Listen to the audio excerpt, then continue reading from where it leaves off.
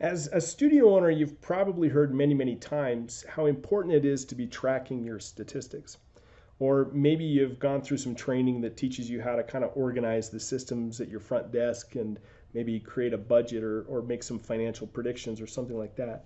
What we think is missing from a lot of the training available in our industry is the piece that tells you what changes to make based on the statistics that you're tracking. So, for example, maybe you're doing a pretty good job when people come into your studio of asking them how they heard about you. And so you think you know whether or not the marketing techniques that you've been implementing are working or not, and you should continue doing those things. Nothing could really be further from the truth, frankly, because self-reported statistics like that, first of all, aren't very reliable. Besides that, let's imagine that somebody sees a Facebook post that you've made or watches a video that you posted advertising your studio, and then they're driving down the road someday and they pass a car on the freeway that happens to have your studio logo as a car sticker on the back of the car, and then maybe a month later they go home and they finally type in dance studio near me into Google, and your studio comes up and they click on your website and end up enrolling in a class. So which one of those marketing methods do you count as working, right? And then more importantly, what changes do you make based on the statistics that you think that you're tracking? It's a mistake, and it forces that kind of information, forces studios to pay attention to the wrong things.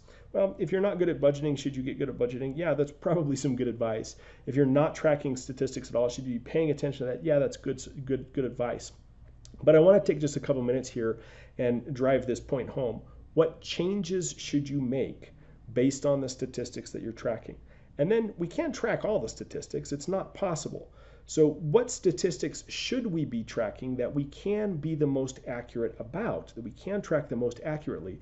And then what changes should we be making based on those? So we've kind of entitled this presentation, we're going to head over to my computer here. We've entitled this quick presentation, Tracking Stats and Making Changes. That's an important thing.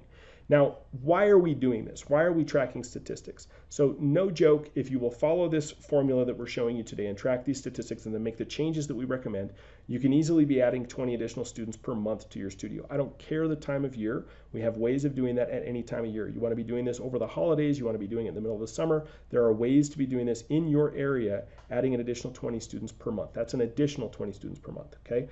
Significantly increasing your average student value. Too many studios, this is a topic for another video of another time, too many studios paying too much attention to the statistic of active student count and thinking that they're doing better this year because they have more active students this year than they did last year. Not going to get into why that's a huge mistake, but we want to pay attention to your average student value, especially if your fundamentals, beginner students coming in, rather than your active student count. But by tracking the stats we're going to show you, making the changes based on those stats that we're going to show you here, you will be able to significantly increase your average student value as well, okay? Meaning you can make the same amount or more money working with literally fewer students. Increasing income by $100,000 or more in 6 months or less. Not a year from now, not at this time next year. Very, very quickly we can ramp this up if you will pay attention to the right statistics and make the right changes in the right order. We refer to these statistics as the 4 pillars. Now, there are lots of statistics that the studios that we work with one-on-one, we want them tracking, and we have systems for automating those tracking those statistics, that kind of thing. So that there are many more advanced statistics that eventually your studio should track.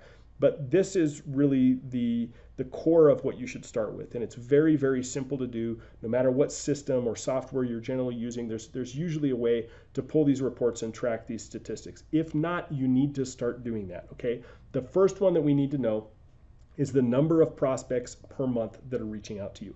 How many people per month are reaching out to you on a month-to-month basis asking for more information about classes?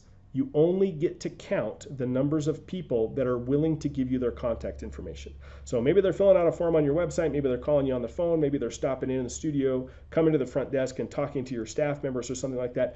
If you get an email, a phone number, a name, something like that from those people, then you get to count them in this statistic. But how many of those are happening per month? Obviously, if you're not getting enough people to contact you for more information about classes, we can't add an additional 20 students per month in enrollment to your studio. Like, it's hard to grow that if this number isn't there. Well, this is only one of the statistics that you need to be tracking. And this particular statistic is the one that's linked to your marketing and your advertising. So if this statistic is too low, there probably are some tweaks that you need to make, some changes that you need to make to the advertising that you're doing so that we can get that number to go up, if that number is not high enough.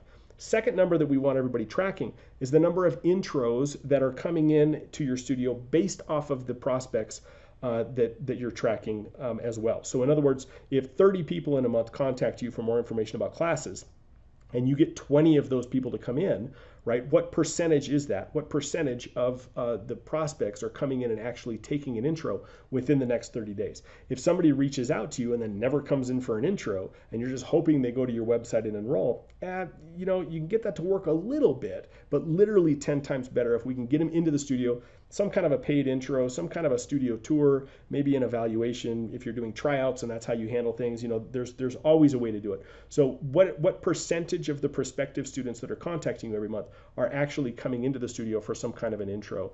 And then off of that, what percentage of those students are actually enrolling in some kind of ongoing paid program? Right? What percentage of the people that come and try something are actually enrolling? Now, a lot of studios are very proud of how high that number is. I'll talk to studios and they'll say, oh, I get 95%, 100%, only the rare circumstance because our programs are so great.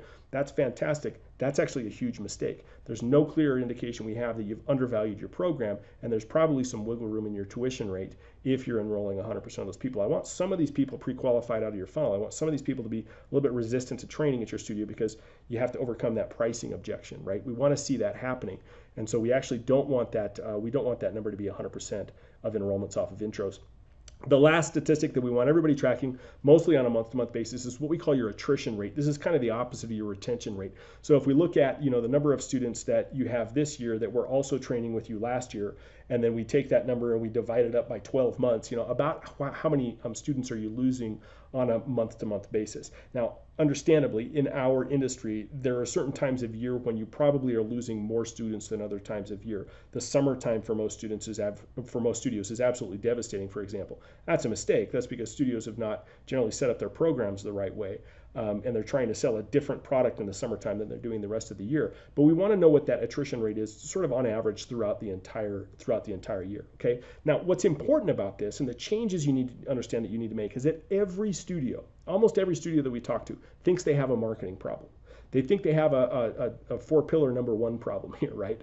Where they're not getting enough prospective students to contact them, or they feel like I just need to get their name out there. What we're trying to point out here is that it's possible that that's the case. It's also possible that it's not the only low-hanging fruit for your studio. If, for example, you're running a revolving door studio and you're losing 5 or 6% of your student base, on a month-to-month basis, it's really hard, no matter how good your advertising and marketing is, to sort of fill a bucket with a hole in it. Or if people are contacting you and then you're telling them to go to the website and register, and you're not getting a high enough percentage of those people to come in for intros and then do an actual high customer service level enrollment conference with those people, like it might not be that you just need more people to contact you, right? There might be other issues going on here. And so we fix these problems in very specific ways. If you're not getting enough people to contact you, if you're not getting those prospects, obviously that's a marketing and advertising issue. But if you're not getting enough of those people to actually come into the studio and see the value that you have to offer so you can significantly raise your tuition rates, then we need to go to work on what we call your prospect pipeline, the sort of indoctrination sequence that we want you to have in place to help people to demonstrate a lot of value and actually show up for those intro classes ready to enroll. And then the enrollment conference itself, what's happening there? How are you actually doing that so that you can demonstrate enough value? And like at our studios, we're literally charging 3 times as much tuition as our closest competitor. We have large down payments. We don't have a program with a down payment smaller than $250 on the front end, and committing students to very long terms of training. We're doing that because we have very specific enrollment systems in place. We have those things in place because we tracked these statistics and we made changes based on the numbers that we saw. So what we realized by tracking these statistics was that it wasn't just a front-end advertising problem, that there were other things in our own systems going on that we could then take advantage of. Based on our enrollment rates and how good our staff was at, for example, overcoming enrollment objections, based on our indoctrination sequences that we have in place to make sure people are actually showing up for our intro classes, and perceiving high value in what it is we do with our higher level messaging.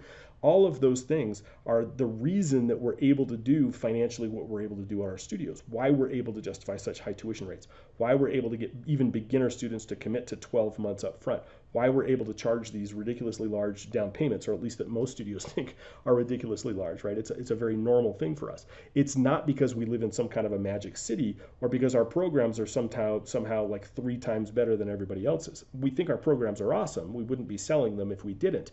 But because we've paid attention to these numbers and made the changes where we've needed to, we've been able to scale that very, very quickly and very, very significantly. And we've been able to show our clients how to do that as well. Okay. Now, if you'd like some help on implementing that, happy to do that. As always, we'd love to schedule an intro call with you, a free sort of strategy session call with you.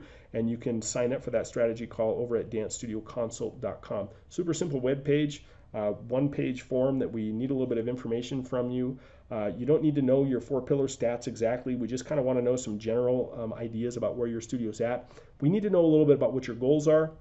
We need to know a little bit about where you're coming from, so what your current situation is, and then let's hop on a call. My staff will walk you through those 4 pillars numbers, and we'll help you figure out exactly what in your circumstance change you should make. So if you're doing really high enrollments, what do we do about the tuition rate? If you don't have enough people contacting you, what do we do to tweak that, right? Every studio, once again, is going to have a little bit of a different profile of those 4 statistics, but that's how we can analyze the advice that we can give you on what you should be doing next. And we have awesome consulting programs, of course, in place to help you to get all those numbers in alignment, and then to take all of those systems and offboard those onto staff members or automated tuition, automated software platforms that we have developed and put in place as well. If you're interested in doing that, not a requirement, but if you're interested in doing that, we can show you how to do that as well. If you like doing the front desk work, by all means, keep doing it. If you don't, you want to hand that off, of course, we can show you how to do that as well. Okay. But to kick it all off, to start that conversation, let's hop on a free call.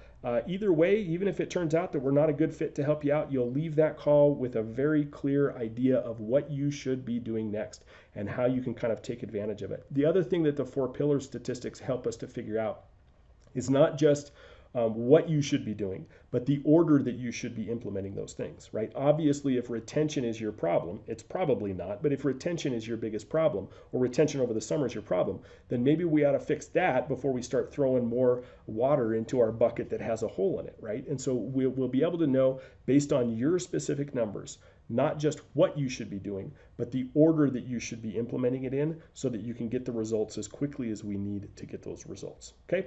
Let us know if you have any questions on that. We're happy to go over those questions on that call. Head over to dancestudioConsult.com, fill out that simple form. You'll be redirected to our calendar. Find a time on that calendar when we can chat a little bit, but make sure that you jump on that calendar. We do have limited times every single week, and we do limit the number of calls that my staff and I take every week as well. So because this is kind of a free thing that we're doing, we don't spend 24/7 do all these calls. Go find a time that works for you, and then hop on it if you find one that works, because we do limit that pretty severely every week. Okay. Hope to talk to you soon, and hope this was helpful. And please let us know in the comments below as well if you'd like to see more training like this, or what topics you'd like to see, or what you felt was most insightful about this video.